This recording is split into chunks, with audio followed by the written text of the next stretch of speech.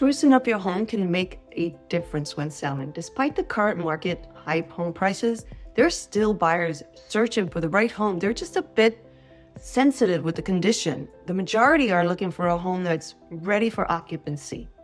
Therefore, if your home appears outdated and it requires some repairs, it might not attract as many potential buyers. Additionally, many homes on the market today, they're in need of upgrades. Interestingly, millions of houses are now entering their prime remodeling years, typically when they're between 20 and 39 years old. Depending on what area of San Diego you live in, some of our homes are well over 100 years. You might be one of these. And if this is the case, think about making strategic updates to enhance its marketability. But before you start, allow me to assist you.